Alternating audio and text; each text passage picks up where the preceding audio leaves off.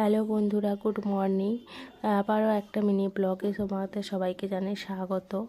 দেখতেই পাচ্ছ সকালবেলায় ঘুম থেকে উঠে আমি গ্রিলটা খুলেই আমি জুতোটা পরলাম। জুতোটা পরে তারপরেই আমি বাইরের পরিবেশটা দেখছি যে মিকমিক করেছে মনে হচ্ছে। তারপরে দেখে নিলাম এই বাড়িটাতে আমরা যেহেতু ভাড়া বাড়িতে থাকি তাই আমাদের কোনো চাপ থাকে না। আমার মেয়ের যেহেতু এখন স্কুলও নেই তাই একটু 7টার সময় করেই উঠেছি। আজকে আর কোনো কাজ নেই বেশি, তাই উঠে ঘরটা মোছামুছি করে কাছাকাছি করে স্নান করে চলে এসেছি ঠাকুরের কাছে।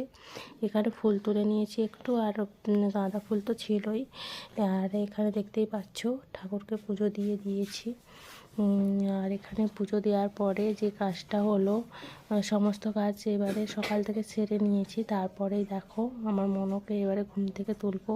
ওর যেহেতু এখন স্কুল নেই আর কোনো পরীক্ষাও শেষ হয়ে আছে, তার জন্যই ও